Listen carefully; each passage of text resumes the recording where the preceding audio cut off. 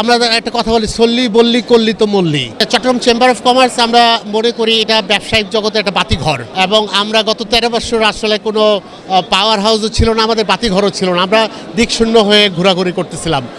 সুখের কথা শোনার অনেক মানুষ আছে, কিন্তু দুঃখের কথা শোনার মানুষ তেমন নাই। তো চেম্বার অফ কমার্সকে আমি মনে করি এমন একটা প্ল্যাটফর্ম যারা ব্যবসায়ীদের দুঃখের কথাগুলো শুনে সরকার এবং অন্যান্য বডির কাছে পৌঁছায় এবং তার একটা সমাধান তৈরি করে। এবং বর্তমান নেতৃত্বে যারা আসতেছেন দেখতেছি, যারা ইলেকশন করতেছেন, ওদের উইজডম এবং ওদের চেষ্টা অলরেডি রিনাউন্ড এবং প্রুভেন। তো আমরা মনে করি যে ওদের নেতৃত্বে আমরা একটা ভালো অবস্থানে পৌঁছাবো। আমাদের যে দুঃখগুলো আছে, আমাদের যে সুখগুলোও আছে, সবগুলো যাতে শেয়ার করে একটা সঠিক সমাধান নিয়ে আসতে পারে, সেইভাবে আশা করতেছি আমরা। এই জন্য আজকে স্বতঃস্ফূর্তভাবে ভোট দিতে আসা, এবং আশা করি আমার ভোটটা কাজে লাগবে ইনশাল্লাহ। আসলে একটা রোড ম্যাপ দরকার। এই রোড ম্যাপটা একটা লম্বা সময়ের জন্য হয়।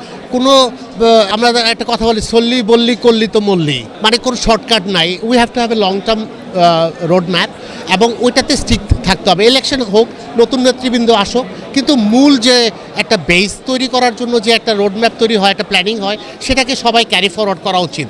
এবং আমাদের আগেও যারা নেতৃবৃন্দ ছিলেন তারাও কিন্তু কম বিচক্ষণ ছিলেন না, তাদের মধ্যে অনেক বিচক্ষণতা আছে। ওদেরও কিছু গাইডলাইন কিন্তু দিক নির্দেশনা রেখে গেছেন আমাদের জন্য, সেটাকেও সম্মান করতে হবে। আবার নতুন যে প্রজন্ম আসতেছে তাদের যে চিন্তাভাবনা, সেটাকে আবার একসাথে করে নতুন একটা ককটেল তৈরি করতে হবে, যেটা আমাদেরকে সঠিক সমাধান দিবে এবং আমাদের দুঃখগুলো লাঘব করতে সচেষ্ট হবে। তো আমি মনে করি সেভাবে আগালে একটা সঠিক সিদ্ধান্ত এবং শান্তিময় অবস্থান বিরাজ করবে।